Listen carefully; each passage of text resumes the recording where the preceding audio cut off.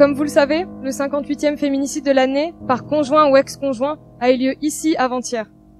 Elle s'appelait Sandra. Elle avait 31 ans et encore la vie devant elle. Elle aurait pu être heureuse. Ce bonheur lui a été refusé.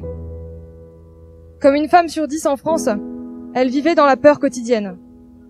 Comme une femme sur 10 en France, elle était victime de violences au sein de son couple. Et comme plus de 600 femmes sur ces 5 dernières années, Sandra a fini par en mourir. Alors que 30% des auteurs de féminicides avaient déjà été condamnés pour des faits de violence. Les victimes ne sont pas prises au sérieux. Elles parlent, demandent de l'aide, portent plainte, fuient, et les institutions refusent de les écouter.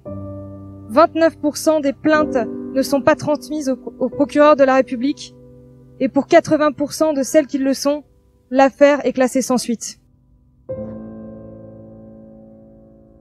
Sandra avait averti la police de sa situation, et à l'instar de tant d'autres, elle est morte. La police et la justice ont du sang sur les mains. Plus une seule plainte ne doit être refusée. Plus une seule victime ne doit être laissée sans protection. Plus une enquête ne doit être classée sans suite, alors que l'auteur des violences est encore en mesure de passer à l'acte. Des politiques publiques doivent être mises en place par le gouvernement, qui ne cesse de parler sans pour autant lever le petit doigt. Le budget de lutte contre les violences liées au genre ne suffit pas, et n'a pourtant pas bougé depuis 4 ans. Il est nécessaire de l'augmenter.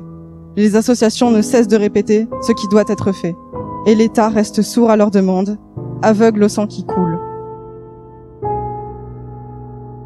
Du fait de cette inaction, on ne se souviendra de Shahinez, Stéphanie, Cécile, Annie, Rachel, Sarah, Ashley, Fatima, Muriel, que parce qu'elles sont mortes, toutes de la même façon, délaissées par une société patriarcale.